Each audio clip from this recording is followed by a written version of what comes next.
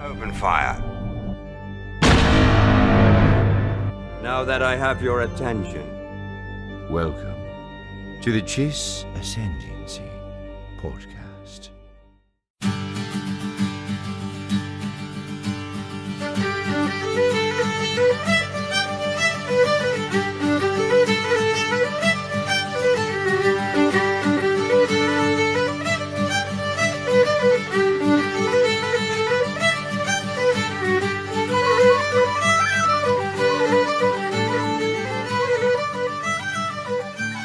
Hey, everybody. Welcome back to the Chiss Ascendancy podcast. This is Josiah, and I am joined by a very special guest. He's been on the show before for our Cobb Vanth meets Boba Fett episode. Joke's on us. It didn't happen. But I've got Joe here, Joseph, from Vanth's Armory on Instagram. Make sure you follow him. He's a toy photographer, a toy collector, and he does a really great job of breaking down future things he wants to see. And he'll actually do the work for Hasbro and tell them all the parts that they already have in existence that they can use to make it happen. So Hasbro, if you're looking for the European arm of your production team, he's on the line right here. But so as you guys, I've joked around this before, but I'm part Scottish, part Irish. That's why I'm so angry all the time. But being part Irish, Joe is full Irish, lives in Ireland. And so he actually stayed up with us. So in the United States, it's St. Patrick's Day today. I'm hoping to get this edited and posted before we see the next day. So I'm hoping, even though if it's late in the evening, it's going to be our St. Patrick's Day special, episode 78. And I couldn't do it without having a legitimate Irishman on for St. Patrick's Day. So Joe, thanks for jumping on the show with us today, dude. You're most welcome. So we're gonna you actually had a really great idea. So would you jump in and kind of tell us what your idea was for today's episode before we start over? So basically the other day I saw that on the Star Wars Leaks Reddit there've been some interesting news posted by Bespin Bulletin to do with Mando season 3. So I just thought we could discuss that a little bit because I know we're both fans of that show. So we could have Absolutely. So we'll say this: if you're the kind of person that, I have friends that they won't even watch a trailer for a movie or a show. So if that's you, if you're a purist and you're like, I don't want to see anything, know anything until I sit down, in front of Disney Plus, this episode's not for you. So come back in a few months after The Mandalorian has started airing and let us know if we hit the nail on the head or if we're way off. But if you're one of those guys that everyone that's a fan of the channel knows that my favorite part is to speculate. I love to just, just to shoot for the stars and see, oh, this is an interesting idea. What if it pertains to this or what's this? So this is really going to be that I've seen. And of course, Joe's going to inform us a little bit deeper, but I've seen 3 photos that were the main leaks from the Mandalorian season 3. And one of them is very interesting and the other 2 are just cool to look at. And so again, this is a fair warning. If you're not into knowing things or guessing things about the future, knowing any information going into the show, tune out now. But if it's been a long work / St. Patrick's Day and you're ready to just relax and unwind and speculate with us, this is the episode for you.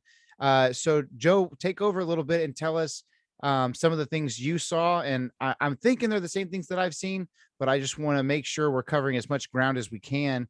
And then we'll kind of get into, what you think is what we're actually seeing. Cool. So the first thing I think, which is what you were referring to, is the 3 photographs. So there was 2 set photos, and then there was a photo of some specific props. The set photos, I think one was of a hallway kind of cave thing. I might be saying it there.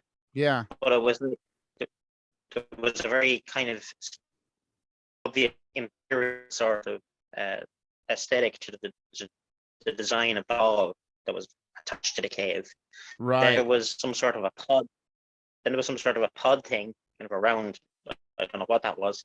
But the thing that I think is the most interesting are the 3 helmets, which are kind of Mandalorian looking, but they're also very obviously supposed to be some sort of Imperial Guard or elite trooper, which I think is the most interesting thing, part of that leak.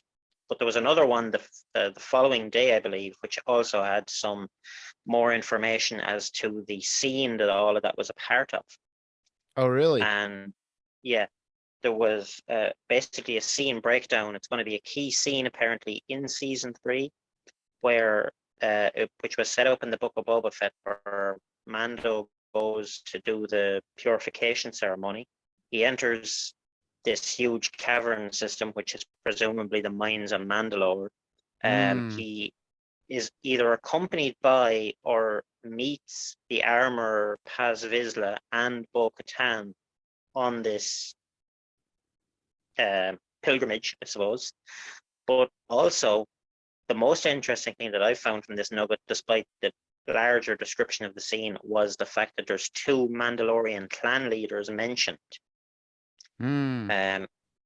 One guy has dark skin and the other guy is described as having light skin. Now that could be, any shade of person realistically, but my mind went straight to like, okay, cool cameo characters. Who could we have? Clint Eastwood and Morgan Freeman straight away, or Danny Glover and Mel Gibson, or that kind of duo. Also, those 2 guys are supposed to be the heads of opposing Mandalorian clans, so kind of like what we saw set up in Rebels, right? We've got Mandos that are kind of against each other in kind of a civil war thing. So that will probably add some sort of context to that scene, and a bit more, salt. You know what's really interesting about like if you were watching Mandalorian season 1 or even season 2 prior to the very end, you would think, who gives a crap what the skin color is, or and who knows if skin is just another word for like the color of the armor.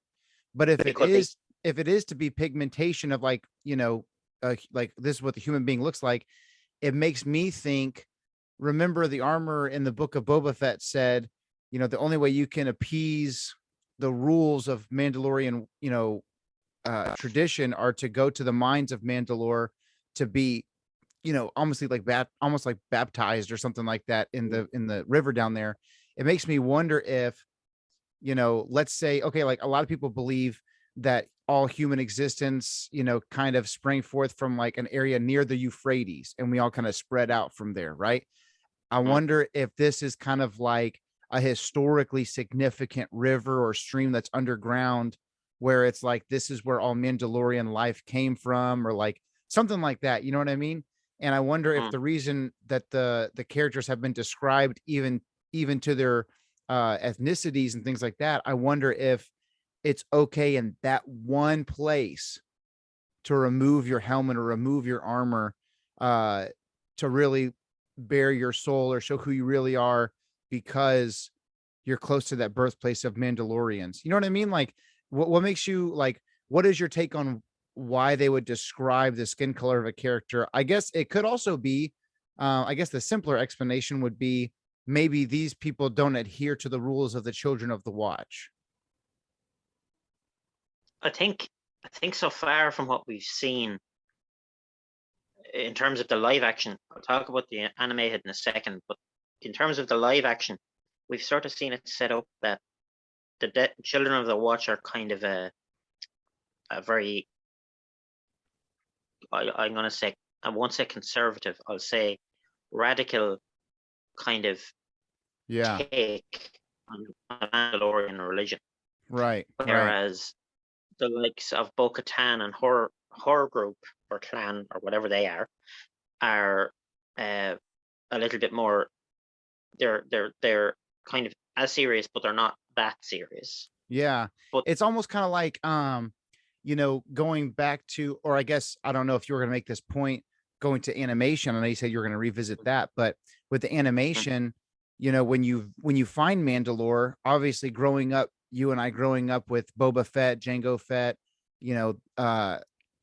Old Republic type Mandalorians, and then when we saw Mandalore in the Clone Wars, we were like, who are these guys? There's no armor. They're all just under this, like under the dome, Stephen King type, like you know, cool society, but also removed from their past. Not, and I think the dome and having a rich society within the dome is almost like a parallel to the fact that they're living inside their own society, removed from what Mandalore really is on the outside, which is much more harsh and much more, you know what I mean? Like Absolutely. the battle hungry way of life for the Mandalorian is real Mandalore, and they're removed from that and they're in that bubble, you know. And Pre Vizsla is kind of his thing, is to restore the old school way of things, restore, you know, go back to the way of the warrior. And that's why he's the one walking around in his armor all the time versus Duchess Satine and those kind of folks. So I think I agree. I think especially after the Night of a Thousand Tears, which was probably, that whole storytelling from the armor and Book of Boba was one of the most rich moments of Mandalorian lore we've ever gotten.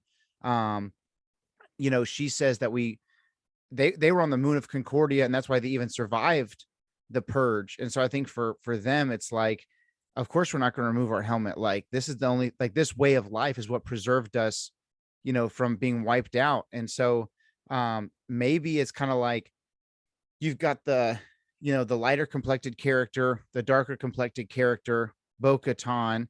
And it's crazy because there seems, like you said, there seems to be a written in sort of rivalry within those three, or within at least the other two that we haven't met yet. And even within those three, there's a sense of agreement, you know, based on, you know, hypothesis that we're kind of throwing out there. There's a blanket sense of agreement against Din Djarin, Paz Vizsla, the Armorer, the Children of the Watch. This is the way we do things. This is the way. And they're like, we don't say that anymore. That's a thing of the past, you know? And so it's interesting. I wonder what makes it a, like, if I was Bo-Katan, why does it matter if I go to the mines? If I'm, you know what I mean? Like, what do you think it is that brings them all there? In my mind, until these leaks, it was kind of like, this is Din's quest, but obviously there's bigger ramifications from whatever is going to happen, because it's drawing in, you know, all the upper echelons of the different factions of the Mandalorians. I think really what we're going to see is, we're going to see at least 4 factions of Mandalorians, like major factions of Mandalorians, turn up in this show. Okay. I think we're going to see the 2 factions that fought in the Mandalorian Wars against each other. And I think those 2 old dudes are going to be, they're going to be like the canon equivalent to Jaster Mareel and whoever. Dude. Okay. Dude, imagine, oh my God, would you lose your freaking mind if it was, you know, obviously they don't want to put Jaster in there. And you remember in The Mandalorian when Boba shows his chain code and there was like a couple of letters from Jaster. So, you know, who knows if they might not go back in time and introduce Jaster as Jango's adopted father. But imagine if it is Clan Mareel and Clan Montrose. Dude, I would lose my mind if it was like, I'm so-and-so from Clan Mareel. My shirt would come off. I know I threaten it all the time, but I would follow through. I wouldn't be against, you know, like, as far as I'm concerned, the character doesn't have to look exactly like he did in Legends. Like, he could be played by anybody. Right. But the character being introduced would be awesome, especially if he was like this kind of older character, and like, even introducing somebody like Montrose or Jaster Mareel and having them still alive at this point in the timeline would open up other storytelling options where there weren't in Legends. And so imagine we deviate a bit from the open seasons timeline that we've seen before. You know, what if the family that adopts Jango is closer to Jango's age? What if he's adopted at 10 by, you know, who knows, a 15 or 16-year-old? You know what I mean? Like, it's kind of like, and if you go back in time on Earth's history, you know, if you're in Europe and all that stuff during the Crusades and things like that, you weren't an adult when you're 25. It was like, hey, you're 15, you need to figure things out. You know what I mean? So it would be interesting if, like, hey, you're 10, but you don't know the Mandalorian way of life. I'm 15 and I've been a Mandalorian my whole life. Come and join our clan. you could hypothetically have someone who could be an older guy, a patriarch of a clan, and still like, it could be Jaster if he never died, or it could be Montross or someone like that if they just tweak the numbers a little bit. I think so, but I also think that because it's science fiction, there's a greater chance for it to be a character who is older. You know what I mean? Like if we look they don't at have to adhere to our physical limitations here. Like if you look at the trajectory of the Book of Boba Fett and the Mandalorian, you've steadily got characters who are older and older and older getting introduced. Like the first season in Mandalorian, I don't think there was anybody under the age of 40 in that cast. Yeah. In the Book of Boba Fett, we've got the main villain. Well, he became the main villain, Cad Bane, at the end. He's 71 years old. You know what I mean? Right. I think there's a huge possibility for having a Mandalorian, male, female, alien, whatever, that's 90 years old and still physically capable of fighting. Yeah. Because it's in science fiction. Sure. And also, there are other societies around the world outside of American society and Western Europe society where you might say as a whole, in the Far East, there are plenty of people who their diet is much healthier than the average American diet per se. And, when you're eating a lot of, when you're almost a pescatarian? Yeah. When you're eating, mainly fish, there's people over there that their diet is like, almost like, when Hugh Jackman's trying to get like in Wolverine shape and it's just rice and like grilled chicken for months and months and months and fish. And he's sick of it, but he's in such great shape. People that live much longer and much healthier. It's almost kind of like it seems like when you think about your grandparents and your great grandparents and their grandparents, a lot of people, obviously medicines made things better and things like that. But as far as the way of life globally, but especially in some of those places who seem to have a more enlightened mindset, there's a lot of people who live to be 80 or 90 years old and they're working and then they die. Like they're just living life to the fullest. There's not really a steep decline like we see a lot of times, especially in the US, where it's like, once you get to a certain age, the way we eat, the way we drink, the lack of physical activity, obviously as more entertainment and social media takes over, the harder it's going to be for the next generation and the next generation to be healthy. But if you look at someone, I'm saying all that to say, you look at the Mandalorian way of life and man, what if you're constantly on the farm and working and physically grinding life out and your mindset is much more, in the Karen Travis Republic Commando novels and things like that, the way of life is it's simpler, but it's simpler on purpose. We have like 2 or 3 things that we care about in life, family, preserving the Mandalorian way of life, protecting and extending the bloodline of your clan's names. Like all of those things are things that are important and they're severely protected and it's on purpose. Like we don't want too much technology here because it's going to infringe on the Mandalorian way of life. You could have characters who are 70, 80 years old and, much healthier. I mean, you think of someone like Sam Elliott, who's pretty old, but he's an actor, but I think that he's on purpose kind of stayed in a way. It's funny because he's an actor and I'm sure he goes home to a house with plenty of technology and things, but mentally, even to the point of it getting him in trouble, he's in that mental state of what's the old West like? What was the American West like? It's become really a part of who he is, that's very interesting. What would be so cool is, have you read some of the Old Republic stuff like Fatal Alliance and stuff like that? I've tipped into it. I haven't. I bought the book years ago, and I still haven't read it, to be honest. But I would know the story because I've read summaries of it on PDF. Okay. So I think the character's name is Dow Striver. But it's cool because it's a Mandalorian, very dangerous. And towards the end of the book, they take their helmet off. I think it's a female, takes her helmet off and she's not a human. I can't remember what species she is, but I would, the Mandalorian way of life, the creed, all that stuff. it's not your blood, it's not your birth family, it's a way that you live.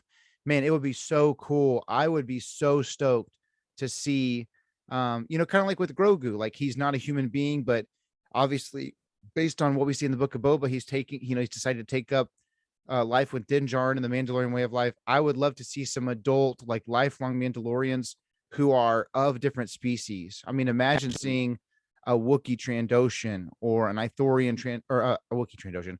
Imagine seeing a Wookiee Mandalorian or an Ithorian Mandalorian. That would just that would even push the envelope, and you don't have to worry about, does the aesthetic work? How does I think one of the reasons we didn't get Bosk in live action was they want to make sure it's right before they bring it back out and have him talking and things. But if the character is a Trandoshan or a Wookiee, but also a Mandalorian, you could have them just have their helmet on the whole time, and you can see by the frame and maybe the scales in the gaps of their armor or fur in the gaps of their armor. You could make it where it's obvious what's happening, but it's a Mandalorian. That, and it's also just, when you have somebody wearing a helmet, you don't have to worry about putting prosthetics on under the helmet. You can just have a fella or a girl just there with the helmet on them, and they just have to worry about doing the stunts or whatever. Exactly. You can see the body frame or the body type, or for a Wookiee or Trandoshan especially. I know those were kind of random out of the hat, but for those two, the obviously for Wookiee, the Shriwook, or for a Trandoshan, the very snake-like, the long S's and things like that. You can make it very obvious what we're seeing and what we're dealing with without having to worry about prosthetics and the full extent of a facial costume. They've just got a differently shaped helmet on, or for Wookiee, a very still humanoid, but a very large version.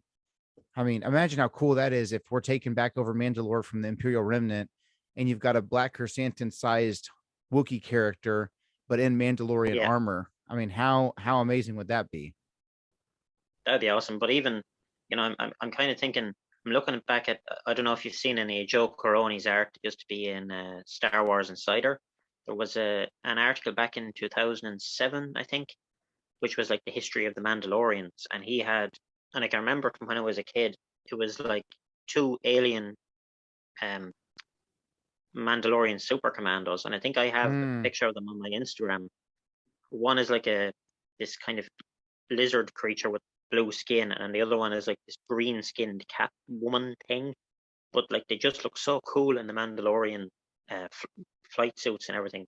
And also, the Mandalorians in Legends were descendants of the species, I think was called the Tong, and it looks a lot like the Predator, in my opinion.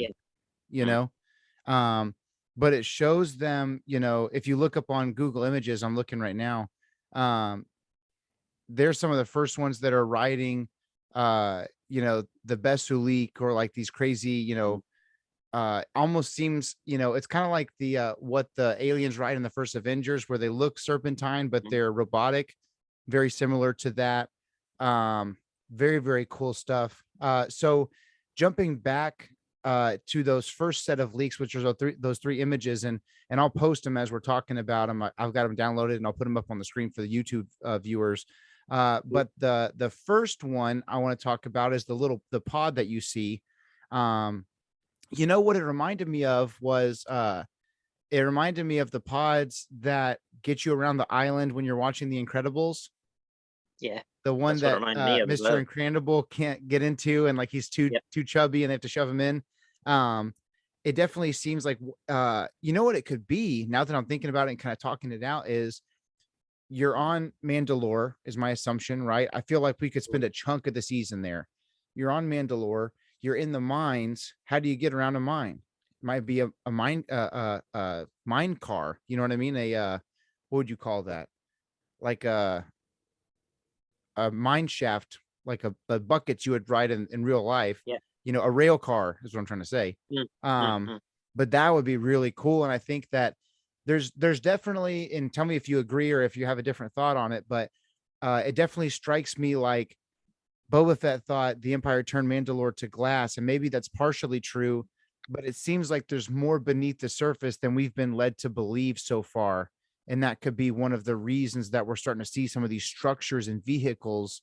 If it's kind of an atomic bomb, Hiroshima, Nagasaki type situation where it's literally just laid waste, there's no reason to have transportation on there because there's nothing. You're starting from scratch. But I think maybe there's resources of some type there that the Empire still values. Otherwise, who cares if the Mandalorians go back there? That's one thought that I had, because, and certainly an awful lot of discussion I saw on the forums around these leaks seemed to be like, oh, this Mandalorian facility that we see the hallway from has to be on Mandalore because it's in a cave. It could be the case, but it could also be, I think there's a possibility that I don't know if you've seen Star Trek The Wrath of Khan, where they terraform the inside of this moon, and it's like all trees and forests on the inside of the planet, in this huge cave. I'm sort of wondering, have the Mandalorians that survived that purge, like, shall we say, the more modern Mandalorians still wear the armor but don't go for the whole helmet business, have they somehow managed to make the under surface of the planet livable by comparison to the top surface? That's also it's a semi plot point, but it's not a huge deal. But in the Thrawn Ascendancy trilogy, they talk about how there was some kind of great disaster on Chila, which is where the Chiss are from, and the surface is no longer inhabitable, and they've gone into the crust, and the whole society is under that first layer, very similar to what you're talking about. And what those hallways really reminded me of was, and this is right along that same line, was it reminded me of Starkiller Base, where there's a whole you kind of have to base built in there. You do. I am kind of wondering, that there's an awful lot of, I suppose, thrust behind the idea of Thrawn coming up as the main villain, and because that's what he's being set up as, right? And kind of bringing back the Empire. But the more I think about it, the more I kind of wonder: is he, instead of bringing the Empire, is his long-term plan to somehow orchestrate a sort of a Chiss takeover? He's definitely. Yeah, I agree. Maybe his, in Legends continuity, the idea was bring back the glory of the Empire. In all the Heir to the Empire trilogy, he still calls the New Republic the Rebellion. Like, he's just never, it's kind of like calling somebody by the wrong name on purpose. It's like that's what he's been doing. But in the new canon stuff, he definitely seems, the Empire is a part of his life because in long terms, he hopes it benefits the Chiss Ascendancy. And so I wonder if the if he is in command of the Imperial Remnant, let's say, if that's the case, it's not because he wants to bring the Imperial Remnant back, but it's because he wants to finish what he started, in a sense of trying to make sure that they're still valuable to the Chiss Ascendancy. And maybe that's what we're fighting against is his, like you said, his, I guess, resurgence of the Chiss as a dominant force in the galaxy. And I think as well, like, canon seems to be setting them up as, obviously they're not quite as intimidating, but they're kind of the next step towards the idea of the Vong. No, it's kind of like the Chiss are sort of almost extragalactic. They're kind of just outside the outer rim, so they're kind of an unknown. They're kind of weird. They're kind of, they're kind of very dangerous. And then there's always the potential that, when Ezra and Thrawn were thrust into space, that they landed somewhere in Chiss territories, and this is what's the result of it. You know what I mean? Yeah. I've always wondered if, when you watch Rebels, Thrawn seems so like taken off guard. He doesn't know what he's doing.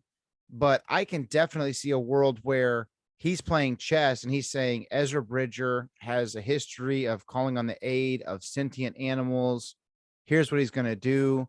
Who knows? Like, he could have made some kind of machine that it influences, almost kind of like, okay, like dolphins use sonar and things to talk to each other.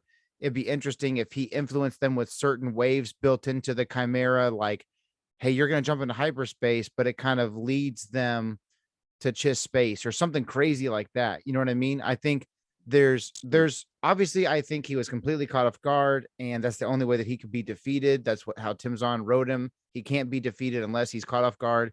And that may be the case, but I can also see a world where he's caught off guard on purpose because it's part of the chess match where it's like, oh man, you took my rook, but now you're in check. You know what I mean? Something like that. It does make me wonder. And what's crazy though is in the Thrawn trilogy and in the Chiss Ascendancy trilogy, the species that I always felt set up to be kind of the new Vong were the Grisks, and they're very interested in expanding their empire aggressively, versus the Chiss just wanting to defend Chiss space. And it always made me wonder, like, they're setting in the bigger picture of Rebels and things that people will see more of, they're setting Thrawn up to be the bad guy, but in the books, he's just defending his people from this upcoming force that, they swarm. They're this crazy, almost like like you would envision like a pestilence cloud, just like covering a place, and like now all your crops are gone, like kind of like moving in force like that, like a swarm. And so it made me wonder, like, will Thrawn be the bad guy? And then initially, he's the threat, and then they come to terms with each other, and it's the New Republic and Thrawn against the Grisks, which is the greater threat. I've wondered that. And let me ask you this, moving forward to those helmets that we saw, very reminiscent of the Armorer style of helmet, but they're in a sleek and shiny red. And something that I read attached to the leaks was people were saying, possibly the first version or something similar to the Praetorian Guard that we get in the sequel trilogy. What are your thoughts on that? Because if you'll remember, before the first season of The Mandalorian even came out, we were told this story will point us to the First Order, but we've never, we got those things in the vats that kind of look like Snoke, but we weren't sure. Is the remnant still serving Palpatine on Exegol, or now we're feeling is the remnant serving Thrawn? Do you think that this base and these red helmets, because of the way that they look so much like the Sith fleet, do you think that those are tied together at all? I think there's a possibility that the red helmets belong to, or are a kind of a next phase for the Imperial super commandos that we saw in Rebels. Right, totally. I think they link into or eventually become the Praetorian Guards. So the Praetorians, it would be crazy if we found out long term the Praetorians were brainwashed Mandalorian super commandos, or even just kind of asshole Mandalorians who just decided to go with the First Order, whatever. You know what I mean? Sure, yeah. Because very much, the Saxon family was like, kill everybody else if it puts us in better standing on Mandalore, whether it's the Empire, the Republic, who gives a crap? We're trying to look out for number one. You know what I mean?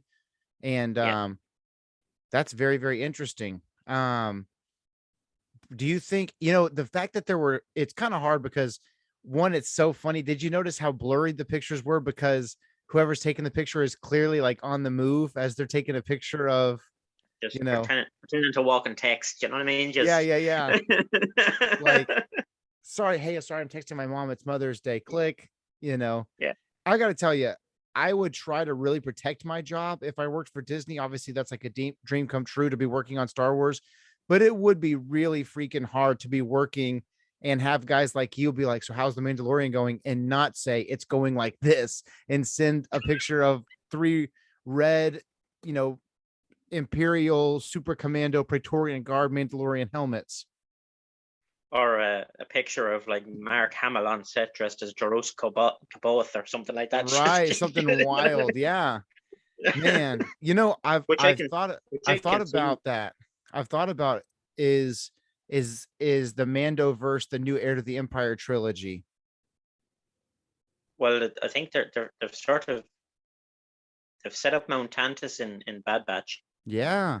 and I think there's a possibility that people are even thinking. I don't know how accurate this is, but people are even. There was another theory that hallway set was actually the interior of Mount Tantus. I don't know if I'm ready for that talk. Neither am I. But the thing that would really push that for me would be, is it Saboth or is it Kaboth? I've always pronounced it wrong. So But the way I pronounce names are, I'm a huge fan of audiobooks. So however I hear it in the audiobook, but here's the crazy thing. So the 20th anniversary version of Heir to the Empire, they say Sabaoth, but in the Outbound Flight audiobook, it's Sabaoth. So who knows? I think it's Sabaoth. I think the most recent one is closer to what Zan originally said. Yeah, I think so too. Whichever one is the most recent one out of the two of those, I don't know. Jeruus Sabaoth is my understanding. Yeah, if he turns up, for me that's well, actually, if two characters turn up, if Jaster Mariel becomes canon again and we see him. Oh my goodness, dude. And if as an add-on to that, if he's wearing the same color armor as Boba, that's the box ticked for me as far as I'm concerned. Right. And then obviously Jeruus, whatever, he comes up as well. Like, because when I was a kid, I was reading about those stories first, and I was like, Clone Jedi. Yeah, he was he was like one of the first real when you go and watch the saga films, you've got Palpatine, and he's such a puppet master that you never really get to see him do anything crazy. And then you have Vader, who's very like, I guess what I'm trying to say is Maul didn't talk enough to be as wicked and evil feeling. Tyrannus was, he was a politician, so it's like he doesn't want to look evil because it's in his favor to look like, I'm defending myself against the Jedi, somebody help, this is what the Republic's sending against us, like manipulate. But Jeruus Sabaoth really was an evil character that you could love for how like he just is what he is. Like, he's not the Kylo Ren conflicted character, he's not the politician, he's not the Hulk style that's Vader's like quiet but just brooding and huge. Jeruus Sabaoth was, I guess, the really unhinged character before we got someone like Maul in Rebels who's kind of mentally unhinged. Jeruus Sabaoth was that archetype, which is like the mad scientist, you know what I mean? You're not even sure like what's, like, you even think about it now, like what's in it for him, like just to keep killing folks and then go back to his mountain and just live in there. Like, when you meet Jeruus Sabaoth, he's just living in his mountain, and he's got a whole village in front of the mountain that's just like, whatever Jeruus wants, Jeruus gets.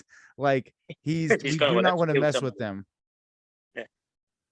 He's such an interesting character. Do you think that they would bring him back into canon, or would they use a character that's more well known to place into that placeholder, essentially the same character, but someone like the person I'm thinking of is like a Mace Windu?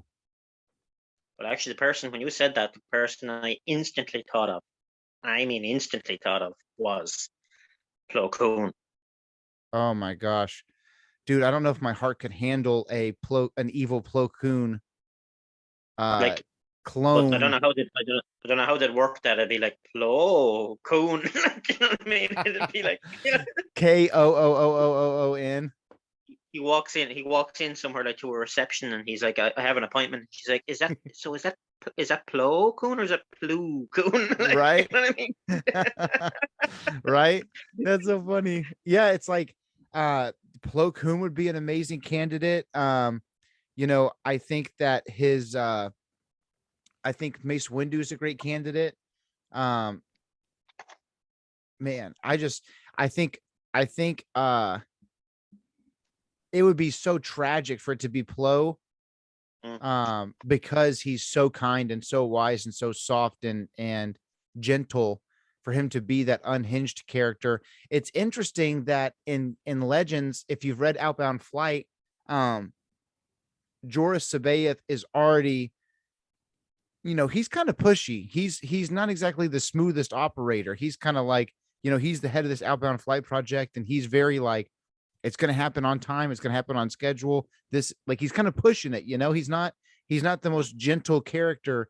And I think that him being cloned and all that, it pushed that further along.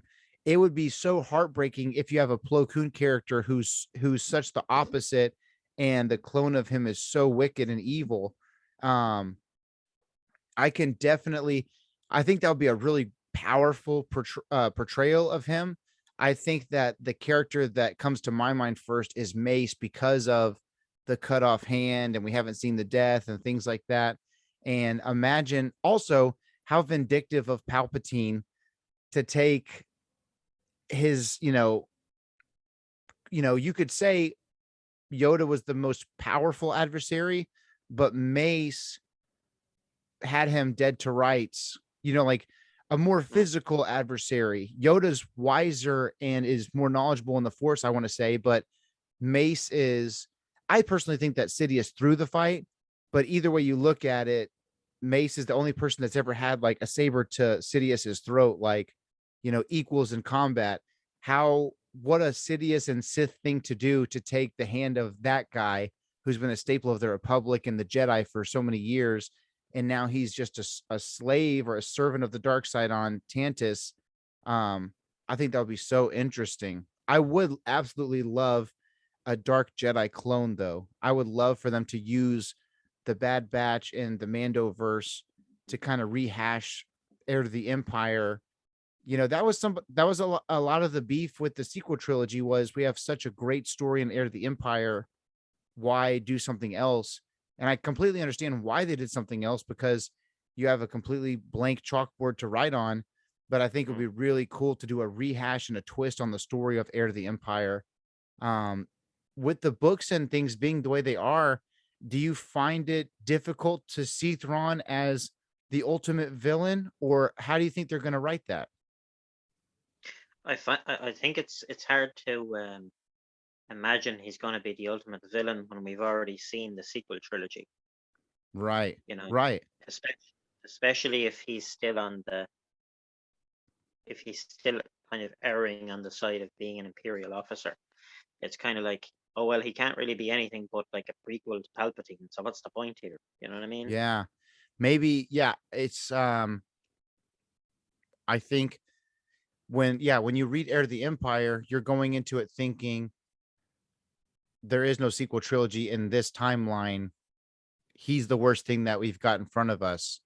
And I think that's also the power of when Heir to the Empire came out, there was no sequel trilogy. There was no story beyond Return of the Jedi. And so as you're reading these books, you're thinking, holy crap, are they going to overthrow the New Republic 5 years into peace and justice in the galaxy? I don't see a world where these guys can outwit the Grand Admiral. And the crazy thing is, obviously a spoiler if you haven't read the Heir to the Empire trilogy for anyone listening, but it's crazy that even though they won, it was because Rook felt betrayed by Thrawn and the Empire. Like, there was still not a point where anybody outwitted Thrawn. It was a complete stab in the back from his bodyguard, Literally. I think it's hard to tell. I think it really is hard to tell the trajectory that they're going to take it. Yeah. Like, even I feel like if Morgan Elsbeth in The Mandalorian was going to be tied in directly to Thrawn's forces, which he is supposed to be, why is it that none of the droids are distinctively Imperial looking? Or why is it that none of Lang's troops are distinctively Imperial looking? Why, like, they have the 7th Fleet logo on some of their armor plating, but it's not Imperial looking. Right. So I feel, and I know an awful lot of people are going to probably be annoyed if he doesn't appear in his white uniform, but I feel like we're being possibly set on a course where Thrawn is going to be in a different. He's going to have a different aesthetic. Obviously, he's going to still be blue and whatever, but I don't think he's going to be in the white uniform. So you're thinking maybe his faction is the Chiss in and of themselves. He's just broken away from the Empire, especially seeing their downfall in Jedi. That, or he set up a kind of a Chiss, suppose, effectively a breakaway Imperial group that's basically using Imperial assets to fund his own machine. I see what you're saying. Yeah, because it seems he's such a polarizing figure, even to the Chiss. I don't see a world where he's not, he's not the Arnold Schwarzenegger where it's like, okay, he's going to go back to Austria and everybody loves him in Austria. He's not that character. You know what I mean? He's polarizing to his people. And that's one of the reasons that he ends up with the Empire. So I agree. Maybe he has a splinter group, because there are definitely people within the Ascendancy who see the way he sees things as the best route for the Ascendancy to continue to thrive. So basically, Thrawn is the Chiss version of Bono. I guess so. That's amazing. When he leaves, it's cool. Right. But when it comes back, it's like imagine you update your iPhone and there's a CD on there you didn't order from Thrawn, and they've just uploaded Thrawn's CD to your iPhone. Do you remember that? Yeah. I was like, I remember updating my iPhone. This is probably 10 or 15 years ago now, but I remember being like, when the frick did I buy U2? Why is there U2 on my iPod right now? And I just remember, like, I don't like this album cover. It feels real gross. It's like a guy hugging the belly of another guy, and I can't tell what's going on here. Like, I was like, what is happening? And what was so funny was I didn't notice it was on there, and I was taking a shower or something, and I just hit shuffle on my iPad, and I'm listening, and I'm like, what the heck is this? I thought my brother had broken into my room and pranked me by putting U2 on while I was in the shower. And I was like, oh, this is real funny. I'm stuck in the shower listening to U2. And I get out of the shower and it's my phone. And I'm like, what the heck is going on? I remember that was the first time I realized that we have no real control over our life. If they're just putting U2 on your iPhone, you have no control over life. You will like U2 whether you like it or not. That's so funny. So okay, let me ask you this. Do you think that because those 3 photos that leaked all seem to leak from one source, one day on the job kind of thing, do you think that the helmets, the doorway, the rail car, what we're calling a rail car, do you think they're all part of the same sequence? It's hard to know if they're part of the same sequence or if there are elements. This is going to sound really stupid. It's hard to know if they just happen to be separate scenes that link up together. As in, we've got an element of the cave scene, we've got an element of a rail car, and then we've got these. I see what you're saying. Not necessarily the same scene, but sequential scenes. Yeah. Or whether that's just like that could easily be a behind the scenes storehouse. Yeah, that's true. Like, you could be filming, when they talked about filming the Luke Skywalker scene in season 2, there was the crew that was filming Luke's scene, and they talked about other crew, like anyone who was not specifically working on that scene not being allowed on that wing of the set that day. Like, they made it sound like there were multiple scenes being worked on the same time, which in my limited, I don't know how to direct or act or anything like that. So in my mind, I'm like, okay, today we're working on this scene, everybody.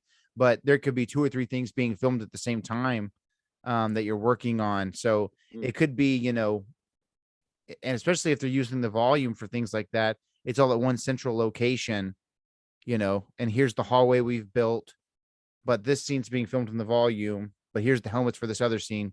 It could just be, like you said, the back of a big, huge prop area, because I think because the story is getting bigger than the volume, they're starting to build sets and things like that. I think the volume, like I as part of that cave sequence as well, I read that there was a sizable blue screen built, and I was kind of surprised by that because I was under the impression that Lucasfilm had phased out blue screen and they just started using the volume.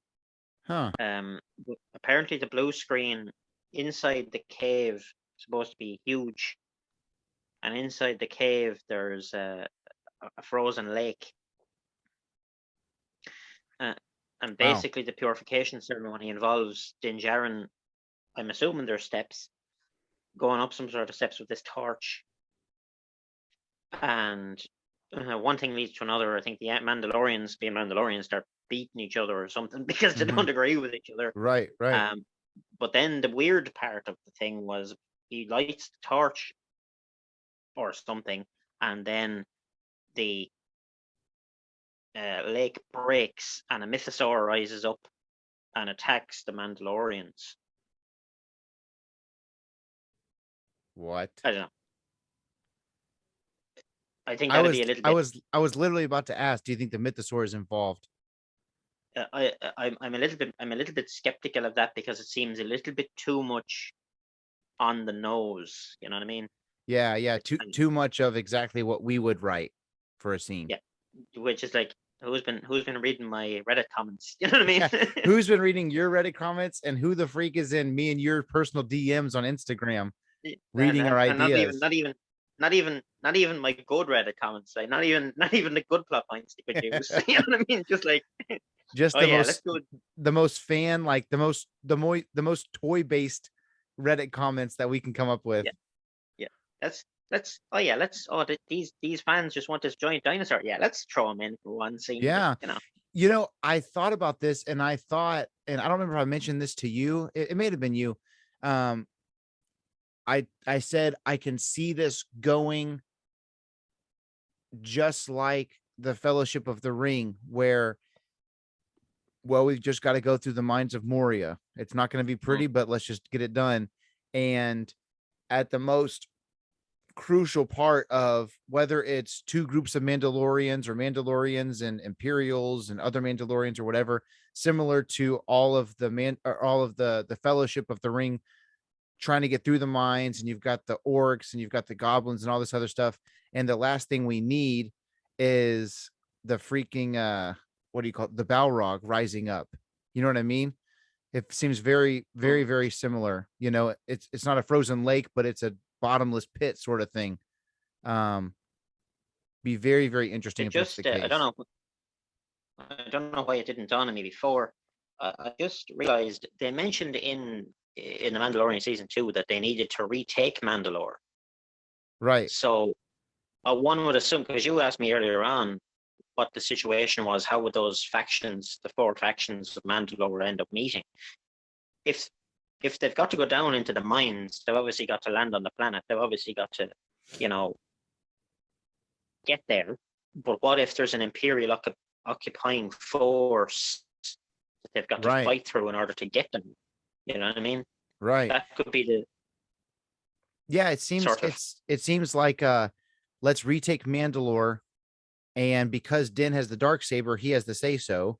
So he calls everybody together, and maybe this scene that we're talking about, where all these factions of Mandalorians are together, happens to be, there's times where it's like the enemy of my enemy is my friend, but once the enemy's defeated, we're not friends anymore. You know what I mean?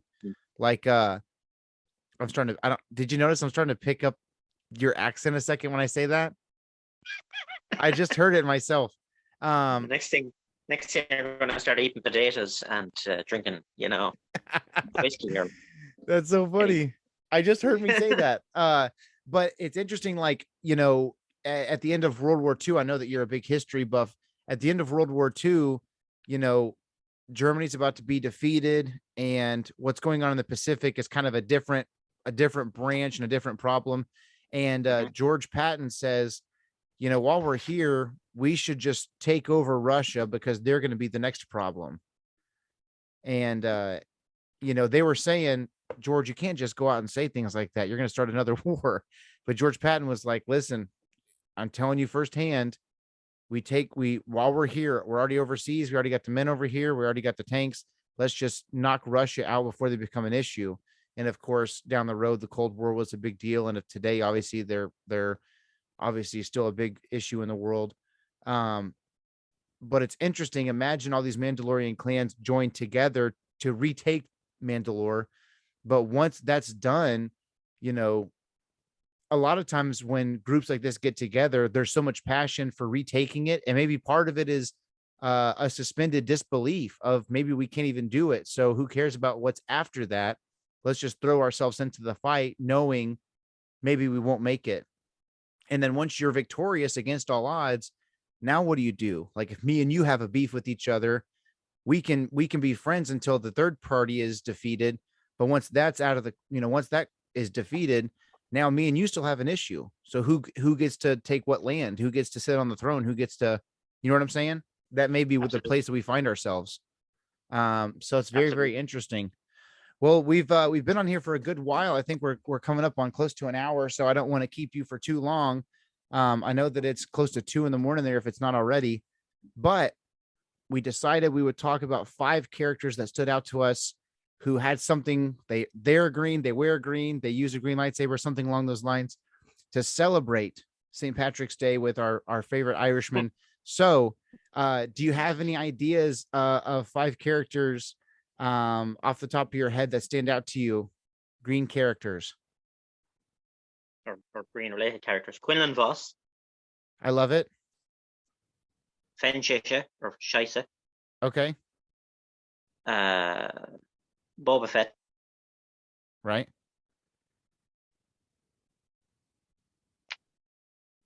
Cobb Vanth. Yes. How many is that? That's 4. Yeah. So you're trying not to state the obvious one.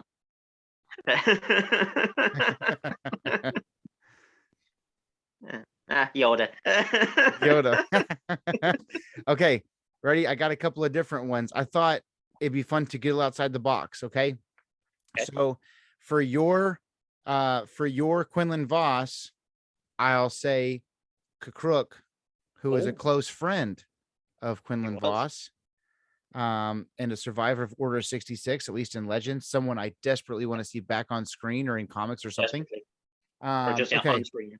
Just anything, a comic, a book, but obviously specifically on screen would be the dream. Okay, so you've got Kakruk. That's a really big one.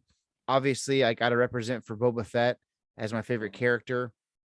The happiest Jedi in the galaxy. I wore this shirt, but kind of stayed low, so you couldn't see it the whole show. But Kit Fisto. This shirt is actually a Kit Fisto shirt. Well, I've got the animated Boba Fett going on. Yeah, I noticed that. Okay, so I've got Kakruk, Boba Fett, Kit Fisto. Okay, let me think. I know my 5th, and I want it to be a big reveal, so I got to think of a 4th character. For the 4th one, a character that was not significant but became significant during the Book of Boba Fett. I'm going to say the Gamorrean Guard is one of my favorite green characters. And here's my 5th. Ready?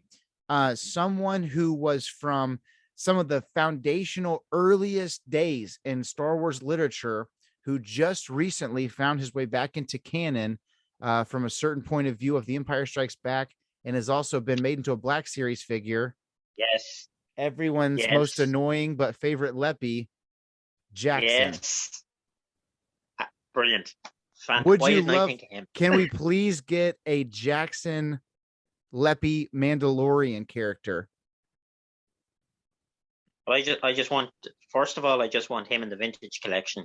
100,000,000%. Let me tell you this. If you're listening, if anyone in Hasbro is listening to this, make that figure, right? Me and Joe will cover the cost of production between the two of us if we have to. Let's not get excited here now. I'll say this. If they make, you know that I'm a fan of collaborations when I get a chance to do some photography here and there. If they make the vintage collection Jackson, I'm reserving my first picture of Jackson. We'll do a collaboration together of the character. So whether you get him first or I get him first, we'll wait, and I'll post my first picture of Jackson in the vintage collection with you on Instagram. But those are 5 characters that stand out for both of us that are green.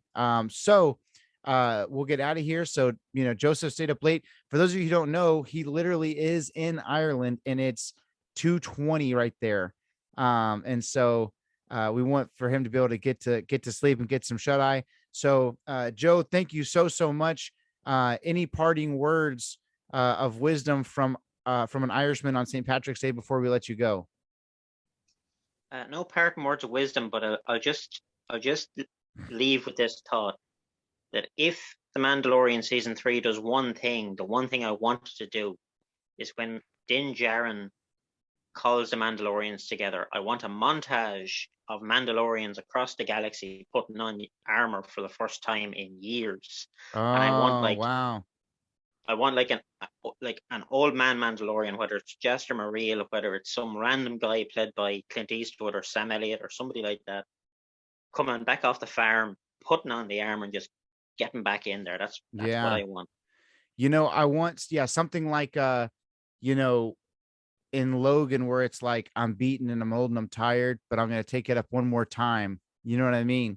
That kind of somebody. Okay. This is a crazy callback, and this is something that Samuel would totally get if he was on with us. But there's a series of American cartoons called The American Tale. It's about mouse. I watched it. Okay. So you remember FIFO Goes West, you have the classic sheriff that's been defeated and like laid down his guns and stuff. Oh, and Jimmy Stewart. yeah. And he's like, I'm tired. I'm not a Western sheriff anymore. And man, that type of character, the character who's seen a lot and just been defeated by life, but he takes up his helmet once more, or her helmet, or, maybe that's, what about that moment? Maybe you do have a Wookiee or a Trandoshan prosthetic, and they hear the call, and you get to see a alien species put on their Mandalorian helmet. So maybe you don't have to have the prosthetic where it's working, sound, mouth technology. Maybe it's just a still Trandoshan snout. I don't think it would be a Trandoshan because we got so much of that in the Book of Boba, but something different and crazy. And they put on their helmet for the first time, and like you said, however long, to join the fight to free Mandalore from the Imperial Remnant. I love it, and I'm 100% on board, Joe. Yeah.